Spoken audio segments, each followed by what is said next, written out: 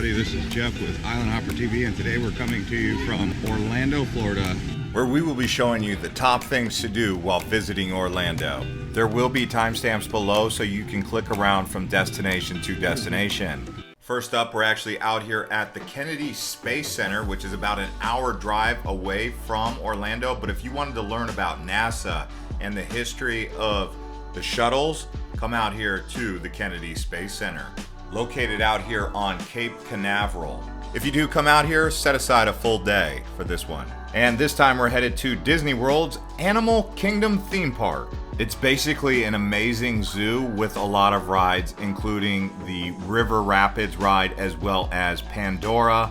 And in terms of animals, you're going to see gorillas, giraffes. They also have a safari. Pandora, Avatar World really is the big ticket here. Now, Disney has these multi-park passes, so you can try and incorporate other parks from Disney into your pass, so try to do that. A half day at Animal Kingdom is perfect, but if you want to slow it down and do a full day, that's also recommended. The benefit of a half day pass is you could do Animal Kingdom and then Hollywood Studios all in the same day. Just down the road from Animal Kingdom is the Magic Kingdom. Now remember, there are 5 parks in the Disney complex. There's Epcot, Magic Kingdom, Animal Kingdom, Hollywood Studios, and then a water park called Typhoon Lagoon.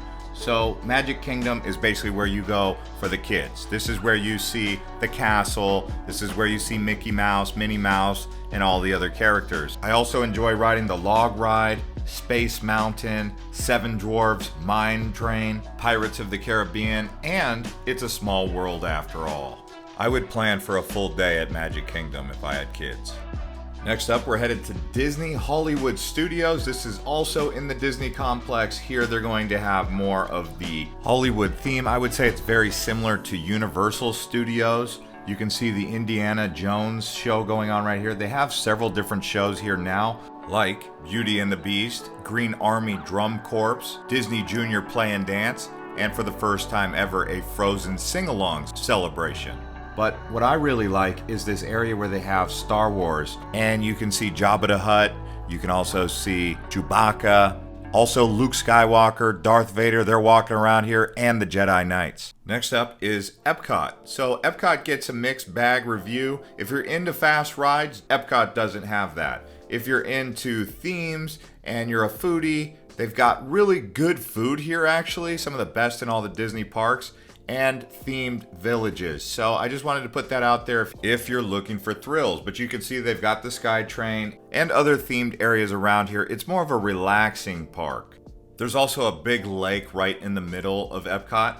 Another thing to keep in mind, over the last few years, they have been adding new attractions and rides to Epcot. Something to definitely keep on the radar and check on. Even though there is construction going on around the park, it's not too big of a distraction to take away from your overall experience. Also, we did a full Florida travel guide of the best places to go across Florida. You can check in the description below to find that video there. Now let's explore Universal Studios. There's 3 different parks over here. Universal Studios Florida, which is the one we're looking at right now. There's also Islands of Adventure, and then there's Volcano Bay, which is an amazing water park. We'll be showing you that in a few here.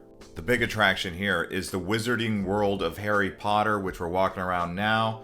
You can also see the castle. This is all at Universal Studios, but if you wanted to see more, you go over to Islands of Adventure.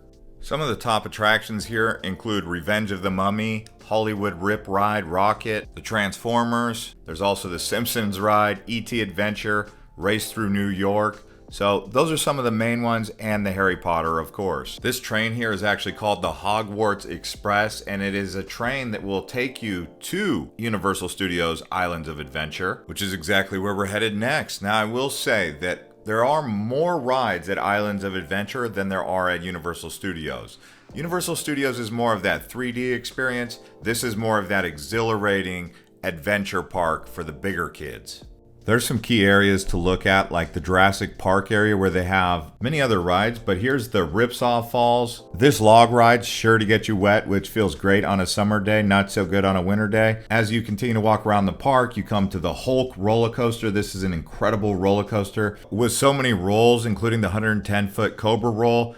Its maximum speed is 67 miles per hour, so this ride really moves. It's called the Incredible Hulk Coaster. If you guys are enjoying this Orlando video, you should send this to your friends and get them excited about going to Orlando. Send them this video. And I know what you guys are wondering right now. Is Universal Studios better than Disney? And the best way I can say it is Universal Studios is a little bit more expensive, but more tailored to the big kids. Disney is more enchanting for the little kids.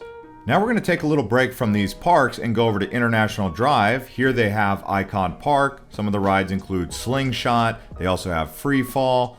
I would say if you wanted to plan to visit International Drive, also consider doing Goofy Golfing because they have that here. And Ripley's, believe it or not, they also have a massive Ferris wheel. In my opinion, they have some of the best restaurants in Orlando along International Drive, so that's an added bonus. The area is mainly created as a conference region, so a lot of different conferences are held at these hotels and these conference centers in Orlando. It's actually one of the top conference centers in all of the world. From here, we're just going to go down the road a bit to Volcano Bay. As I said previously, this is one of my favorite water parks in all of the world, actually. They've got this awesome volcano called Krakatoa, and it erupts every 30 minutes or 60 minutes, depending on the time frame for that day. But you're really going to stay drenched here. And Orlando gets very hot. I don't know if you know about this, from about May until September. So going to a water park like this, at least one of these days, is really going to keep you cool. There's a really good look right there of Krakatoa Volcano here, where the wave pool is. I did tell you there is another water park here. It's not on the list, but it's called Typhoon Lagoon. That's at Disney. Now, Typhoon Lagoon is considered a better water park for families and younger kids, whereas Volcano Bay is considered a water park for teenagers and adults. And do with that information what you will. Next up, we're headed to SeaWorld. Now, SeaWorld has Shamu, of course. They also have roller coasters. Even though the Shamu show is the big ticket in town, some of the roller coasters include the Manta, and there's also a really awesome log ride here. Now, I'm sure you're wondering what's better, SeaWorld Orlando or SeaWorld San Diego. I would say SeaWorld Orlando is better in my opinion. And the orcas just seem to put on a great show here in Orlando, I will say that. And you can see just how big this killer whale is right when it comes up on top of the stage like that. They also have dolphin shows, they have manatees, but I would say this dolphin show encounter that they have around here is really nice. And I believe you can even feed the dolphins some fish while you're here. That might be something to look into. They have several different roller coasters, and I would say the rides here in Orlando are better than the rides they have in San Diego. This is a look at the log ride. It gets you wet, yes, but it's so fun. They have two different luges that you go down. They also have an aquarium restaurant, which is awesome. I really enjoyed that. You should probably try and get reservations for this restaurant because it does fill up quickly. They also have the Arctic zone where you can see beluga whales. They used to have polar bears here at Wild Arctic, but those will not be coming back. And next up, we're actually going to head to downtown Orlando, where they have the convention center. Also, they have the Orlando Magic's arena, and they have a big football field nearby. But when you're down here, you're really going to be walking around Lake Eola, where they have a nice big fountain and an amphitheater. People just come here, ride their bike, relax, do some meditation. And then you also have the hustle and bustle of the commerce area. And they have many different restaurants down here. So I would say this is one of the better places to go if you want the better prices for food. The main downtown area is actually called the Church Street District. They've got a mix of live entertainment, nightclubs. Like I said, they've got the food, theater. They've also got the Amway Center, which I told you about previously. So definitely come down here if you're looking for more of that locals vibe. But the shot you're looking at right here is actually Disney Springs. So we're going to go back out to Disney here at Disney Springs, which is a shopping center. They have the Rainforest Cafe. They have the M&M store. They have a lake here. Really a nice walking area. This is probably one of the coolest outdoor malls you'll ever go to. So as we continue to walk around Disney Springs here, I want to give you a little bit more information about Orlando that'll make your trip easier. So Disney is in Lake Buena Vista. Universal is actually in Orlando. So keep that in mind when you're booking your hotels. depending on what resort you're going to go to. If you plan to go to all the Disney stuff, stay towards Lake Buena Vista. If you plan to go do Universal and SeaWorld and International Drive, then you want to be over more towards Orlando. Now, as far as transportation goes, I recommend taking the Uber instead of getting a rental car, because when you get a rental car, you also have to pay for parking. With Uber, you just basically pay as a whole family each destination you go to the driver. Oh, and check out this Legos store. If you're into Legos, this is a really awesome place to go. Now we're going to actually go to the old town of Orlando. This is actually in Kissimmee. Out here you have restaurants, a Ferris wheel, the Happy Days arcade, the Mortem Manor, and then you also have a lot of different shopping boutiques here. But remember, this is the old town. If you're looking for a day where you give your bank account a rest, taking the kids and the family over to Kissimmee to Old Town can definitely save you money and also give you another day to relax, because walking around here is going to be relaxing, but it gets you a break from all those expensive theme parks.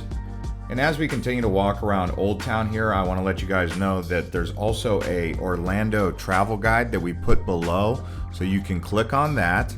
But also, I want to give some of my final thoughts on Orlando about what I think is best. So for me, I like staying in Lake Buena Vista, closer to Disney. I found those parks to be a bit more enriching. Now, I do like the Islands of Adventure at Universal Studios. I would recommend that, and definitely Volcano Bay. SeaWorld, you could miss it, but also if you really want to see Shamu, then you can't miss it, and SeaWorld is worth it if you do decide to go. Now, I would say between Disney Springs and International Drive, try both. The rides at Icon Park are a bit like a carnival rides, but I really do like the 7D motion theater and also the Ripley's Believe It or Not. But that Orlando Starflyer and the Orlando Slingshot are crazy rides. If you do decide to go all Disney while you're here, you can take a sneak peek at the Universal City Walk in Orlando without actually having to pay the entrance fee. So do consider the Universal City Walk, because it's free to walk around there and you still get a feel for Universal.